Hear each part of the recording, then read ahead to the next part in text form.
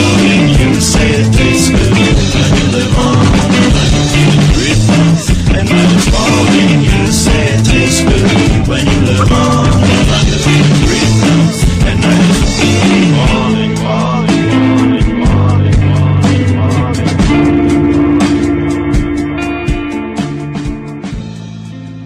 Greetings, everybody. Welcome back to the Anti-Media Radio. You're here live with Lavonne and guest Adam Broberg. He's an artist, a musician, and a fashion designer, just to name a few. How are you doing tonight, Adam? Hello? Are you there? Oh no, Adam, I can't hear you. Where'd you go? Hello, hello?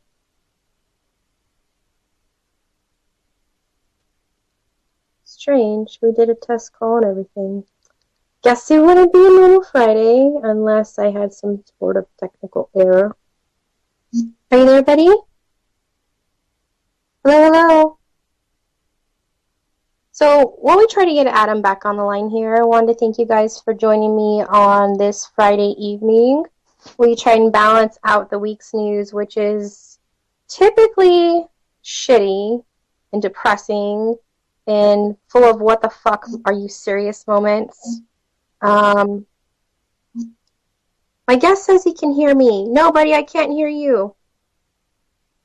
Whatever you did right before the call, undo that. All right. So Fridays, we try and balance out the news with something awesome in relation to people, us doing the thing other than what I like to call being a human doing versus being a human being. So, in honor of that, my guest Adam is going to talk to us about his journey in his life school this far, how he got exactly where he is, and why he does what he does. Because we learn from each other, and we all have something to share. And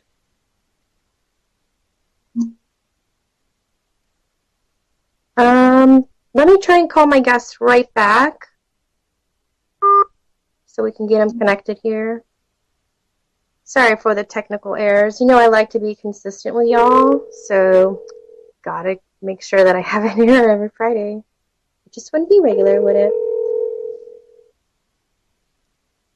Just trying to get Adam on the line here. Crossing fingers. Are you there? Are you there? Hey, you there? Yay! I hear you. Cool. So I was just telling my audience about how on Fridays I like to change up the tone of the news. We like to balance out the news with what I call objective perspective, which is this show right here. We talk to lots of awesome people doing cool things in the world, typically inspiring things, or stories of overcoming something hard, or sometimes people call and just talk about how their heart's broken. It's just a night to kind of balance out all the shitty things we hear in the world. And remember that we're all humans getting through life school, and sometimes it's not easy, sometimes it's awesome, but it's easy to kind of lose motivation in today's society, I think. So I just try and balance that out. So thank you for being here, buddy. Yeah, my pleasure. So you do a lot of things. I don't even know if my introduction was proper. You want to start off by telling people a few of the things you do and what kind of things you create? Okay, currently I'm obsessed with creating electronic music, and then on top of that, I've got a pretty big passion for creating digital art and then turning it into clothing or big pieces of art that hang up on walls, that kind of thing. And those are the two biggest things that I love creating right now.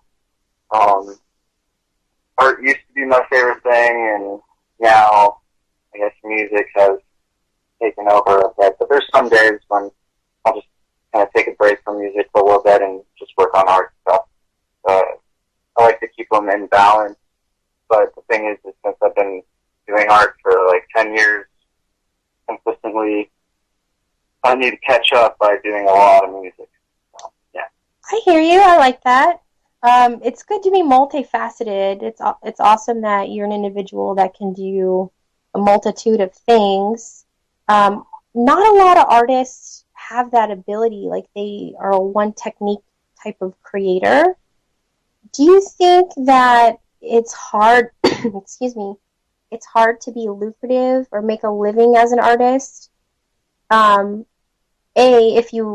If you're not original, meaning you don't do something that blows people's minds, or if you're not multifaceted, like, do you think you have to be a combination of the both, or do you think it's? I don't know. You say you've been making art for 10 years. Is it lucrative for you? I feel okay. So let's just play out an example of kind of what you're talking about. So let's just say there's an artist who just starts making art today and wants to turn his or her artworks into something that can provide an income for his or her lifestyle. I think it's absolutely possible, and I think that an artist has to believe in his or herself, and some things don't happen overnight, and I've had so many different people tell me that this and that and this and that and this and that, and it doesn't happen overnight. But for me, I don't know, I just sometimes that idea, I just don't like to think about it, and I don't like to think that it applies to myself because I feel like it could potentially hold me back in some ways. Sometimes, if let's just say you're a music artist and you want to turn it into a lucrative business and you just start today with electronic music, it's going to be extremely difficult. I guess of probably most producers out there that you create a lucrative business overnight. However, I believe that there's always a way. And that's the way I've looked at life ever since I can remember. So yeah, I believe, and it's a crazy thought, but if you find I guess most of the time it's a niche, and usually it involves something happening with current affairs in society, or just something that will attract lots of attention really quick. And if you do something creative on behalf of that, then it has the potential to blow up overnight. And technically, you don't even have to make it sound good, or you don't even have to make it look good. But by creating something like that, you can gain lots of followers and lots of attention. And even if it's not a lot of followers, you'll gain a lot of attention.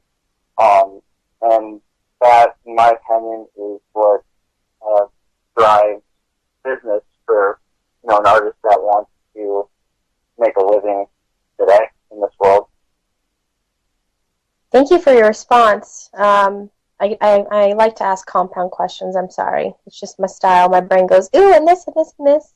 So if I ask you too many things or you need me to repeat, just let me know. But yeah, like excuse me, I agree that we kind of have it's kind of an awesome advantage for artists, or catch-22, or a double-edged sword, mostly at times, in regards to the internet. Because you can make a living, and a lot of it does have to do with your attitude. Like, I think that's a major secret to life, is the way you look at things. And so I'm glad you have a positive outlook. It's super important. Yeah, but I think there's a lot of artists I totally disagree with.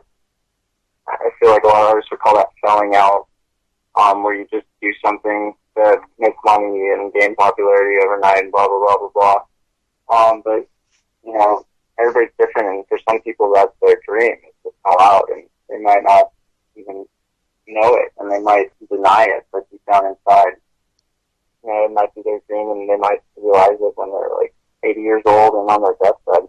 And I just think people are kind of crazy like that. Right. Well, you gotta remember that we live in backwoods land, and in a society built on consumerism and capitalism, if you don't quote unquote sell out, you're not making it. So it's the system's kind of built for you to have to sell out in a sense. Well, there's a way. Unless, there's definitely ways. Like, yes. it's just much more difficult to become an overnight success without selling out in some way, shape, or form. But the thing is, you know, and I'm glad we're talking about this because it kind of inspires me to, I guess, work more towards that direction, because when you sell out in that way, what you're doing is you're reaching a much wider audience of people, because, you know, what you're selling out to, whether it's like, you know, a current affair or like a new movie or just something that is in the minds of a lot of people and something that they're engaged with. You know, I just feel like it's a powerful tool to get those fans, and then once they see the rest of your work, if you are an artist who, I guess, has been doing it for a while, it's a way for people to find out about you and then, you know, wonder, hey, what else does this person do? And then if they see your other stuff, hear your other stuff, and, you know, they enjoy it, then you got a new fan pretty much. And I guess you're using a technique that enables, I guess it's like a shortcut, but selling out has such a bad rep in this world, and I guess that's why I've been kind of against it. But yeah, that's an interesting idea. Definitely be thinking about that. Technically, right now, you're anti-selling out. You know, you're on pretty much. You're on the anti-media. That's my bad pun. Sorry, not sorry. Look, sometimes I enjoy watching the news just because it's really funny. Right? You like, at least my life's not that bad. But I don't know, when they show stuff like that's tragic, it's not that funny. But I've seen videos of, you know, news reporters talking about tree roots that are uprooting sidewalks, and like it's on the evening news. I remember this from when I was younger, and it just blew my mind that they were just, I don't know, I think of it now as just feeding people cardboard information. But some people, I feel like, you know, they like cardboard information, and that's what they enjoy, and anything else is just too shocking to them, and or anything else will just cause them, you know, a lot of discomfort. Like if the news were to really just one evening just really tell it like it was and say what's going on in terms of, I don't know, the general consensus about society and who controls it and money and the Federal Reserve and blah, blah, blah. Are you there? Ooh, he said Federal Reserve and his phone cut out. Isn't that interesting? Hey, buddy. I lost you again. Can't hear you, mysteriously. Can you hear me?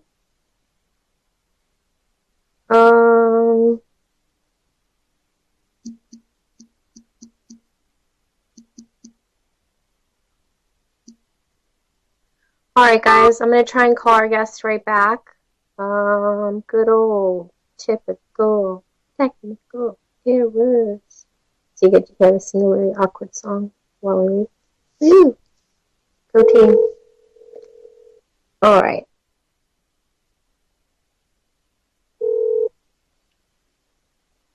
Anyway. Hey, buddy. Sorry, I meant to tell you that you can say fuck and all the other words, but for some reason when you say Federal Reserve, we always get cut off. Really? I swear. So, the FR. Are you there? I'm here. Okay, so the FR, like, okay, just catching up to where I left off, I think that if, in the evening news, if people really, the sheeple, I guess, as the anti-media people call them, but the sheeple themselves don't call themselves the sheeple because they know who's the quarterback of it, this team and that team, or they know what kind of car that is, or what kind of car that is, or they know how to, fix this part of the car. So they're smart and they're not stupid, and they don't follow anybody because people follow them. People come to them to get their car fixed. People come to them to provide entertainment for the night because of a football game. Blah blah blah blah blah. Just that whole idea. If on the evening news people were to be informed about what's really going on, I guess in terms of the general consensus of people that really study this stuff and figure out what the FR is doing, blah blah blah blah. I feel like they would be terrified almost and feel as if, if they're really paying attention, I feel like a lot of those people would be terrified, and some of them wouldn't believe that it was real, right? And it would, I feel like it would cause a lot of pain and a lot of suffering, and I feel like the universe is going to fix this problem of information not being in everybody's mind, in terms of like people that are living in a society but don't even really know how it works, because if they found out, they would find out that they're kind of slaves in a way, maybe, but they got their TV and all that other stuff, and some people, have got yachts and race cars, and it's like, who cares if you're a slave? I got a race car and you don't. Like, blah, blah, blah. I just feel like, I don't know. I mean, it could happen. Something like that could happen, but I feel like gravity, or whatever you want to call it, whatever makes the Earth spin, I feel like that kind of has some sort of control over making sure that the information gets to those people in the most peaceful way as possible. But it doesn't make sense when I say that because of, terrorism and all this other stuff. So really, you're talking about the natural balance, right? I mean, it's just crazy, because when I think about terrorism, I just think, well, did all those people that died in that terrorist attack get killed because they deserved it, because of karma, or were they just in the wrong place at the wrong time? Can I tell you my thoughts? But I do know that.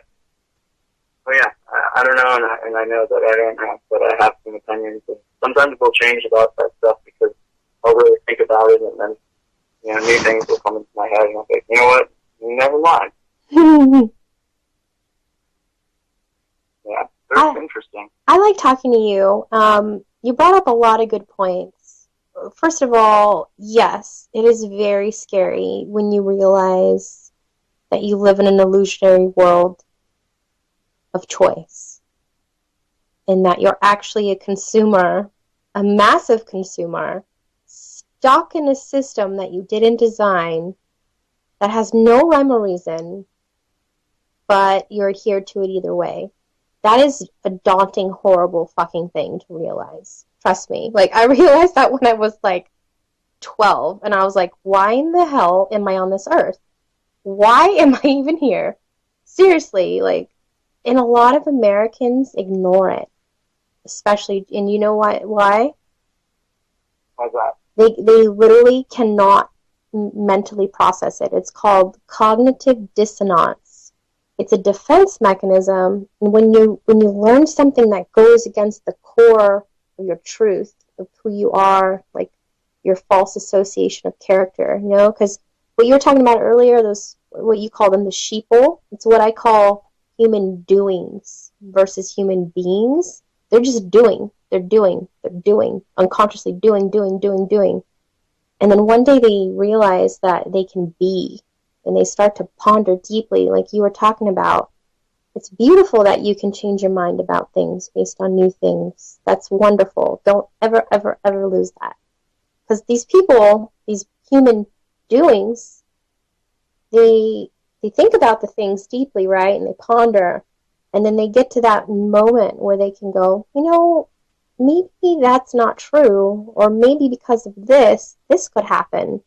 And instead of having that moment of like clarity and pondering and filtering through shit, they just they completely dismiss it because it goes against who they think they are, and they cannot allow change. Yeah, I mean, and then part of me, thinks, well, if you really look at Earth and like what's going on here, how people, pull to the side of the road when the police car rolls down the street, and how people in the military follow orders no matter what, and like if you don't follow the orders, you get kicked out, and other penalties, you can go to jail, or all that stuff. I just think it's such a fragile system, even though it seems to be, rock hard, but I think it's very fragile if you look at it from far away, because, if everyone did find out, then getting from A to B, and, A being right now, would be being the new Earth paradigm, or whatever you want to call it, where we, where something happens, that isn't what's currently happening with, the FR and all that other stuff. Yeah, just getting from here to there, I think is just a very, very, very, very, very, very, very, very, very crazy process. And I don't feel like maybe one person could do it. I just think that it's just crazy. It's going to be absolutely crazy to see how it happens and if it happens. And part of me thinks that if it doesn't happen, it's because the system is in place to maybe keep technology safe and energy safe, and I know there's green energy and all this other stuff, but I feel like part of the universe is very chaotic, and a lot of people are in fear of that. And if we were to get rid of the current system, would there be that safety that we have now? Even though there's terrorism now, which isn't safe, and everyone's still afraid, would it be better if it changed? And the answer is, I don't know, but I do know that, by putting more art and music kind of everywhere, for some people, it'll really help change things and make the world a better place, and make us happier slaves, so to say. But I don't think about this too much. But it's a crazy idea, and I'll have to think about it more. So yeah. Well, I don't think you're crazy. Excuse me. Most certainly for not questioning your surroundings and the powers of at hand. That's not crazy. What's crazy to me is the fact that we've been conditioned to think that it's crazy.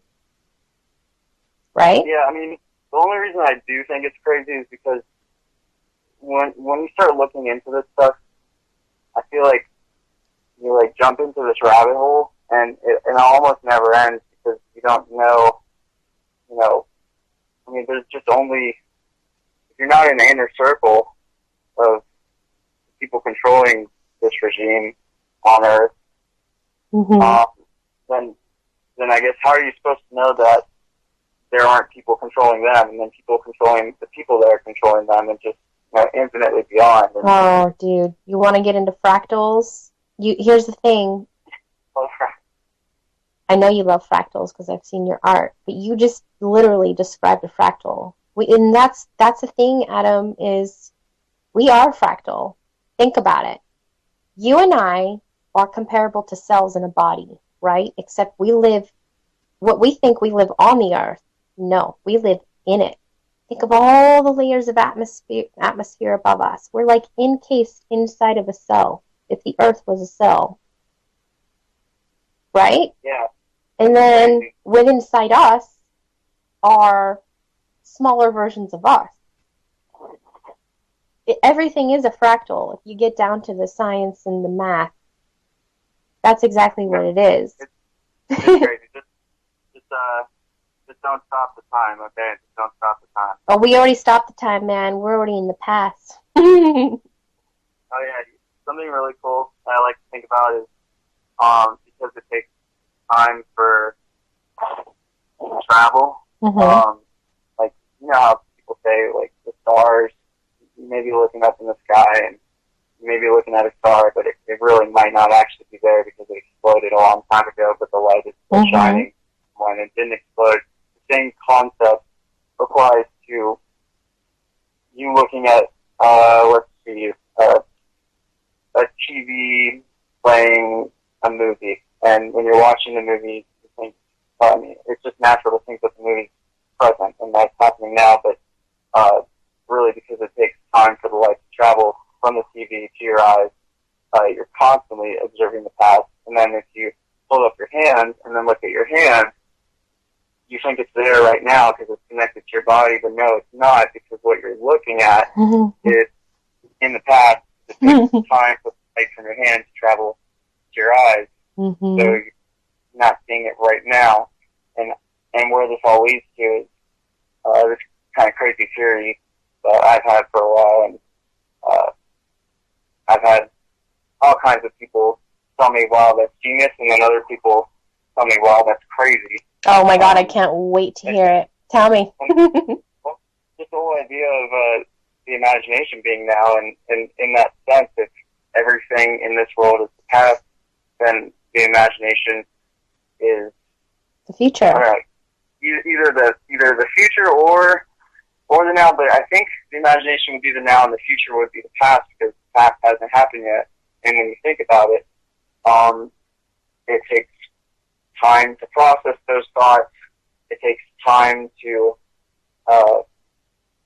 distinguish different shapes if you're visualizing images about the future. If you're imagining, let's just say, the White House in the future, what's it connected to? It takes time for you to imagine what's in the outer circle of whatever you're, I guess, thinking about in the future. And that time takes up time, which means that you're observing the past while observing that kind of time switch. Well, I think there's a lot of power behind what you just said, and I've had similar thoughts, because when you observe nature, you can understand a lot of the universal laws that we're not born knowing.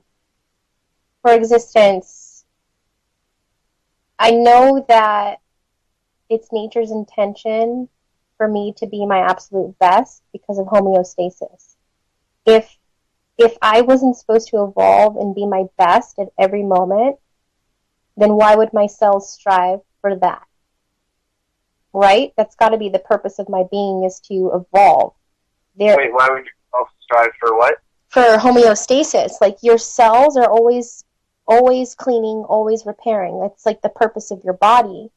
So I figured if the smallest parts of my body want to be ideal and evolve every moment, then in a sense, that's my job too, right? As a conscious being here in this place. And to kind of tie in with what you were saying about the future being the past, I can totally agree.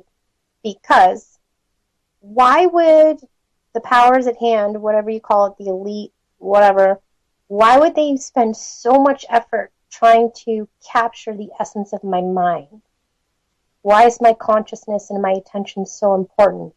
And I've thought perhaps I'm molding the future based on my thoughts. And what we call gravity could possibly be our collective consciousness. And the importance of programming people or controlling them with fear and terrorism is so that you can control the future.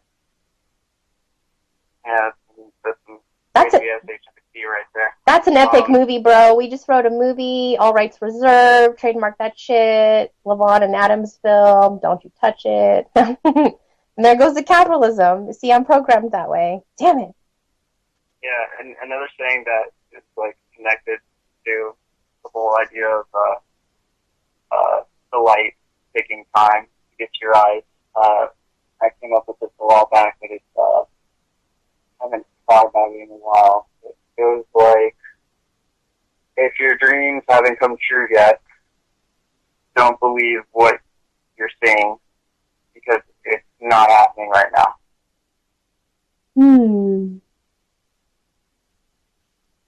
I like that. Do you know much about quantum physics?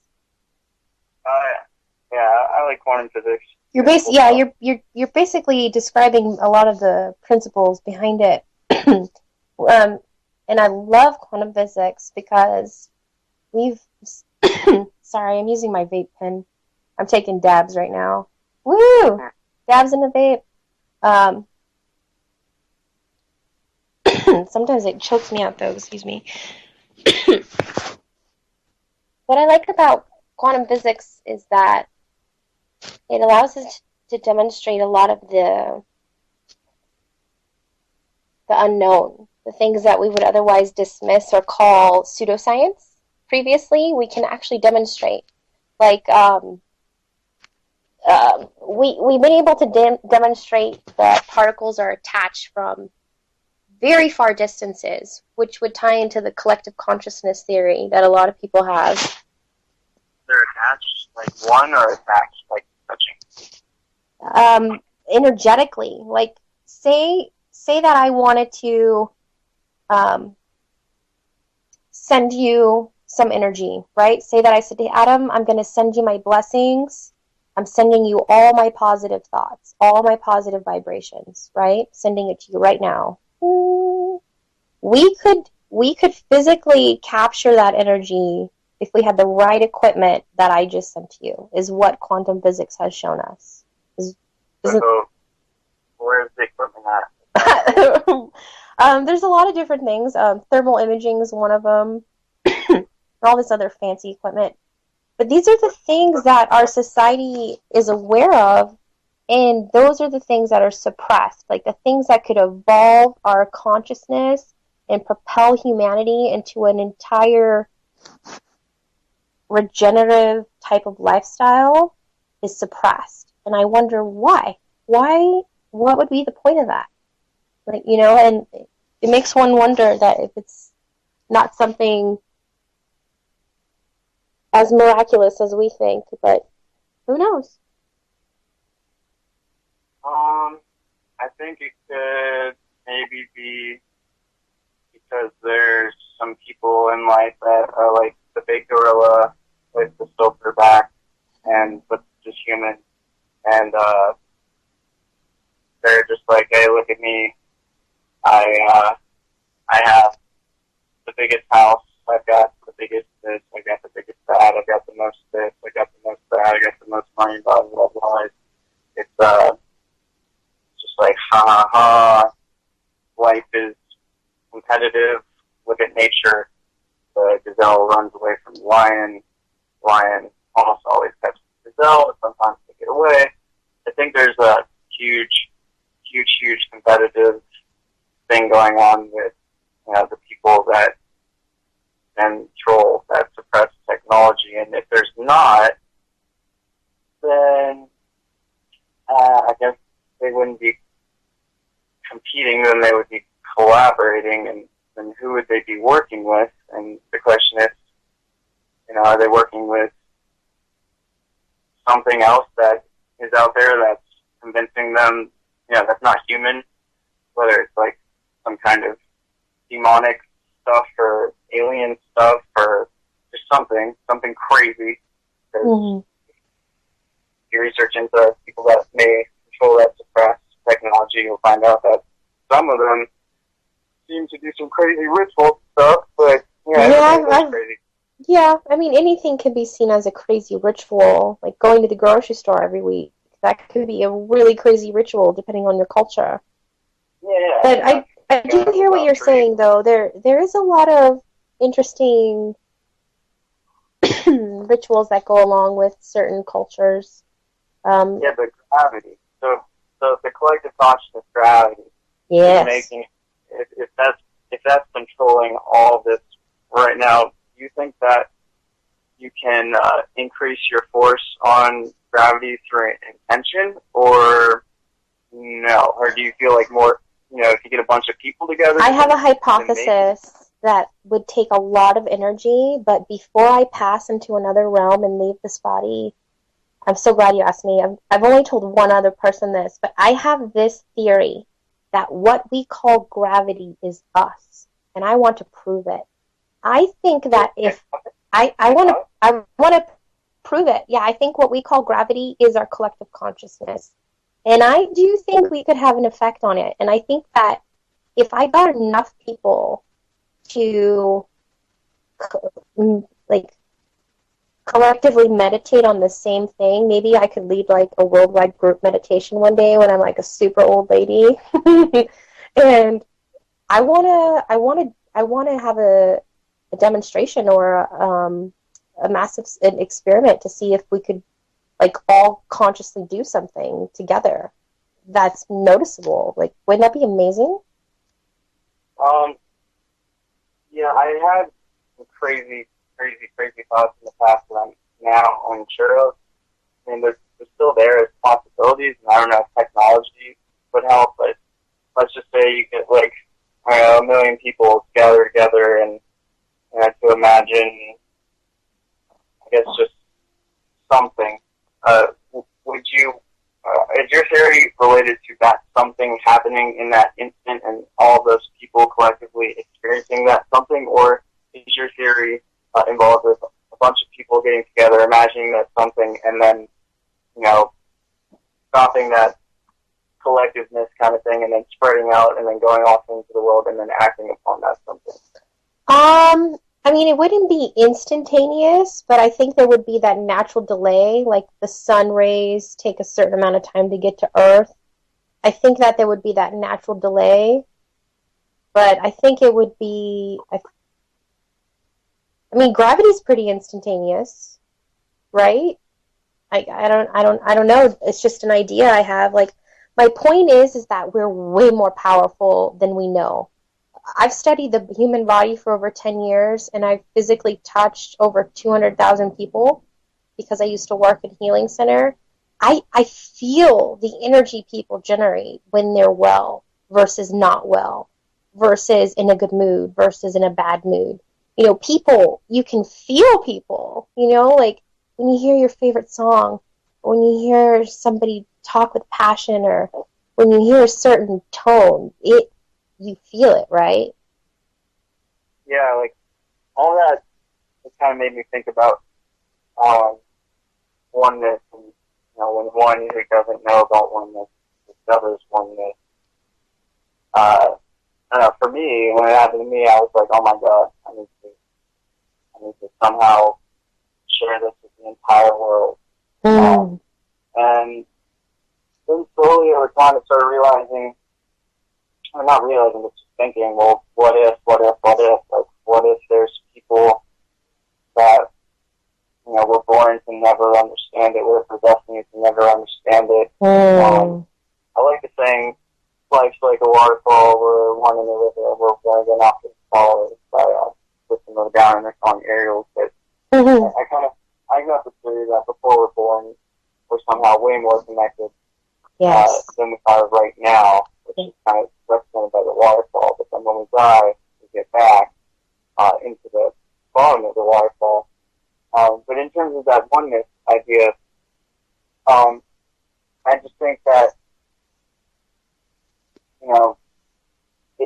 for me, at one point, and it still is, at this level of, convincement in my mind, where I'm absolutely convinced that I'm talking to myself, which is you. Yes.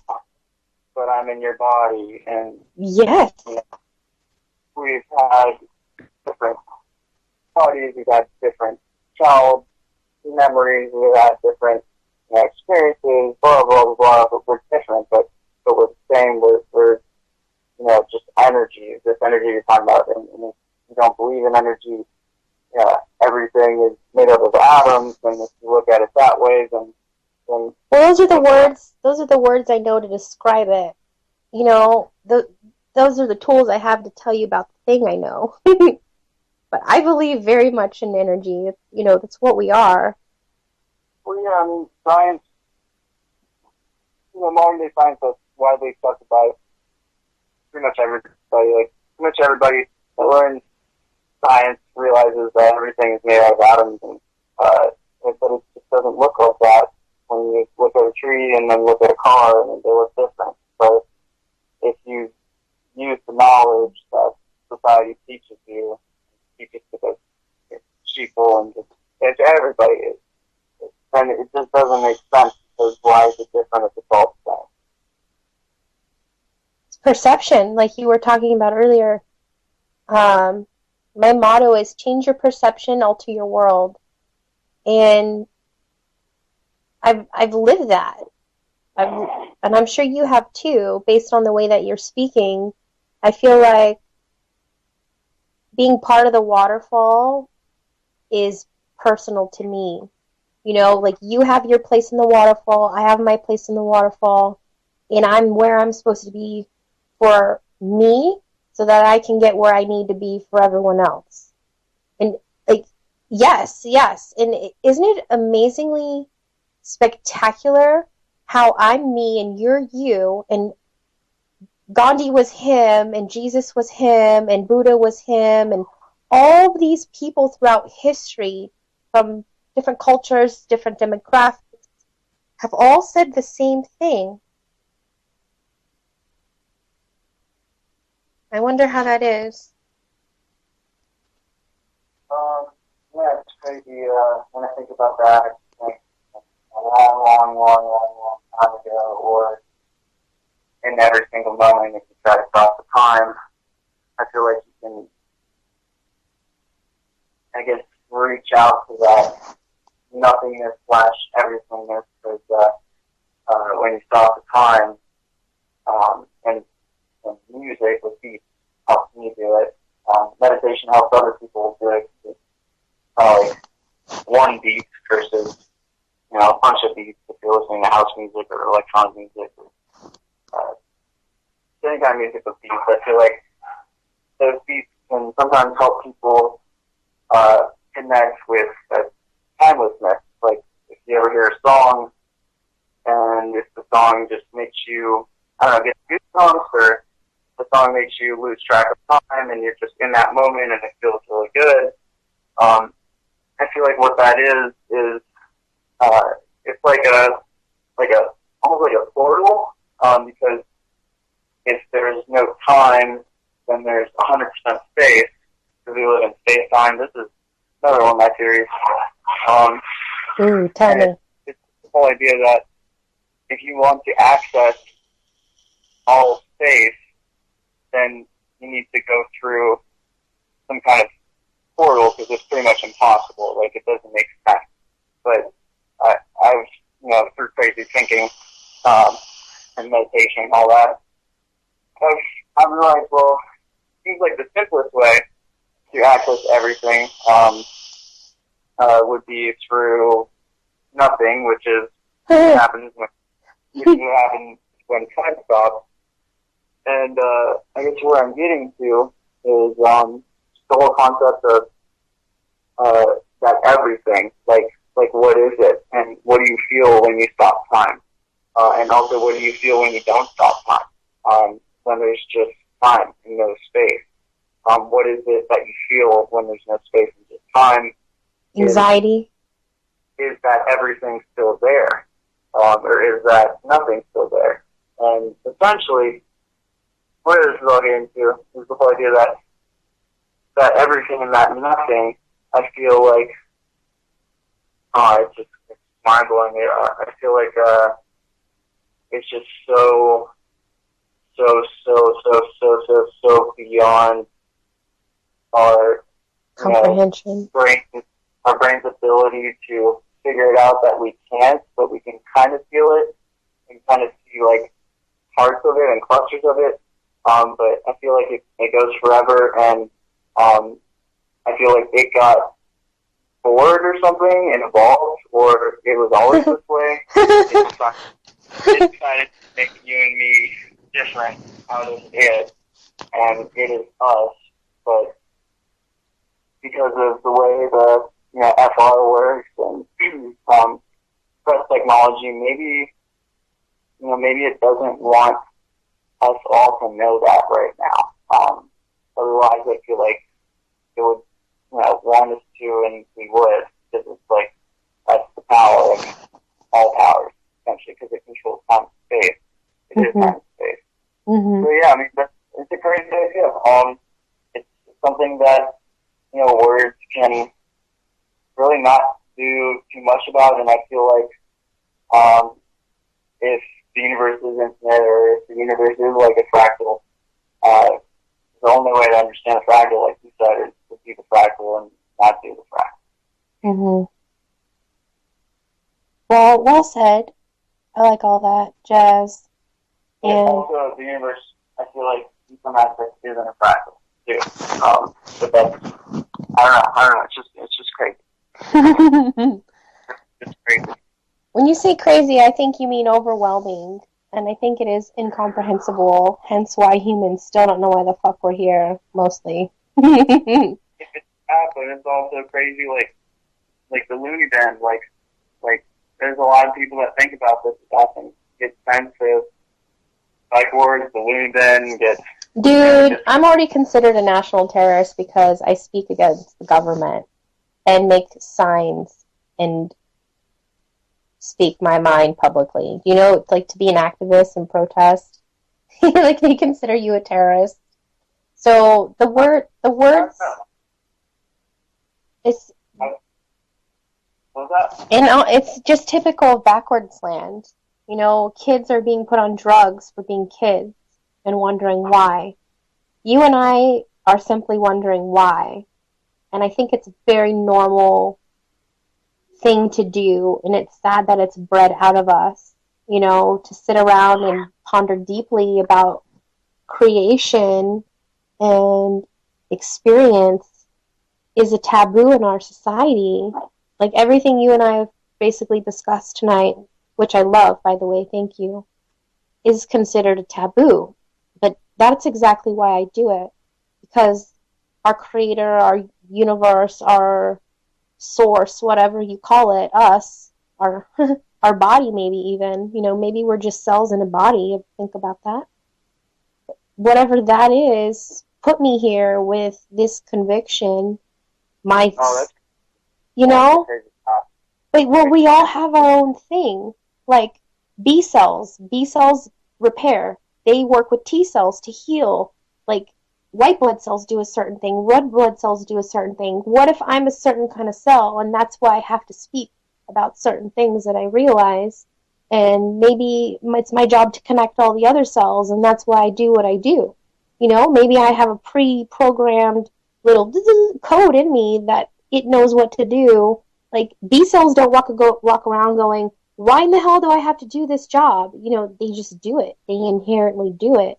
And I feel like every single one of us people, and that's why I try and inspire people just to love themselves and wake up every day grateful no matter what, because you've got something you're supposed to do. I don't know what it is. Hopefully you figure it out. But I really, really believe that. In my soul, I believe that, because I've seen it so many times. And we all call it different things, though. And that's what separates us, I think. Yeah. I think it's also very crazy, like quantum physics, that like if you're bouncing a basketball on the ground, or if you like make love with somebody, or if you shake somebody's hand, quantum physics has proven so far that this is correct, and that nothing ever touches anything else, and that's what I've learned so far. It could be wrong. Maybe they figured out something else, but I just think that maybe on the cellular level, like there's, maybe our cells think it's impossible, or maybe our atoms think it's impossible for us all to become one, because on their level they literally can't even touch each other. Like when a basketball hits the ground and makes a noise, or when you clap your hands and it makes a sound, your hands never touch, but it makes a sound. And I just think that okay, so our hands do touch. They make a sound, but really they don't. So there's that duality, and I feel like because we hear the sound, you know, that's created by our hands clapping, we're convinced that it's real, and it's more real than something that is just a hypothesis or something that quantum physics figured out some weird way, and you know they figured out it's real, and if maybe we observe it that way, it'll change. And I feel like we can't in any moment do that, but in terms of words and being able to fully describe that experience, you know, it's just, I guess, better for me to just stop talking, because I don't feel like words can fit into that hole, so to say, or I don't think there's enough words to fill that hole. And it's both of those things that describes that idea of things truly becoming connected, and you know, yeah, things just truly becoming connected. And you know, again, like you said earlier, I think the answer to that question is through being, but it doesn't really give an answer. I think we have to be. I think we have to be collectively. Like, imagine if we were all in a space together, like a big open field, and there were very few structures, okay, just plain. And imagine we were in close proximity to each other. I've never had more people try and call my show than tonight, by the way, and I'm so sorry to answer. I'm not answering. I am not able to, based on technology tonight. We kind of Jimmy rigged the show. I'm sorry. I love you. Wait. Did you say imagine we're in a field of coal, like stuff that burns on fire? No, imagine we're in an empty field, like a plain without many structures, right? Which is like a plain, and there's a lot of people there, and we're just kind of being collectively, you know. And imagine if we're all making a sound, and it's not a word, but it's like a ambiance kind of. You know how you can make like you can make a tone. Yeah. Imagine if we were all doing that, okay? And then we all become little transmitters, little vibration patterns of sound. And if we all tune ourselves to each other, I imagine that we could feel what we're talking about. Because I don't think what you and I are talking about is a word. I'm pretty sure it's a sound hiding inside of a word. And I say this. Yeah. I mean, birds chirping. I mean, yeah, it's a tone. And I've done a lot of research about lasers, about music, about cellular biology, physiology, physics, quantum physics. I'm that girl growing up who like didn't want to hang out with people. I hung out with books, a lot of books. And I realized that everything really, truly, truly is vibration. And any time that I've had what you would call a spiritual experience or a phenomenon or I don't know, like an out-of-body experience or something, just something miraculous happened to me. Whatever the word is that people call it to describe that thing, I've always heard this very specific sound, and it took me a really long time to hear it in a conscious mind, like not in a state of being, like deep state of being. And I realized that what we call heaven or God or that feeling, that it has a certain tone, and it's like 528 hertz. Is that the craziest thing you've ever heard? I mean, I've heard that tone before, and it's awesome and stuff, but I've also heard other music that isn't that tone, and it's also like kind of equally as awesome. But in terms of like Yeah, I love solfeggio frequencies. They're awesome. So you know about that. Like, there's certain tones that really evoke certain emotions, and then the opposite ones have the opposite effects. Like, kind of what we were talking about earlier, like the yin and yang, or the, good karma, bad karma, whatever we call it. It's visible, it's audible. Yeah, I understand you. What's interesting, I'll share this because it came up in my mind. When you were mentioning that sound, that it's the sound of heaven, or the sound of everything else that you described as that sound, what came to me was that sound, if it could be converted into English language in a sentence. I mean, I'm sure there's many ways to describe it, and this way it probably won't be able to help all people, but the sound for me is translated into English as, again, going the song. And once again, it's don't stop the time. Because if you think about it, if you don't stop the time, I guess if you believe in heaven, then if you don't stop the time, kind of connect to heaven, because you're already there. So time necessarily mean it exists, but it doesn't exist. My name is S.M. Gibson, and I am the host of Anti-Medium Radio on UCY.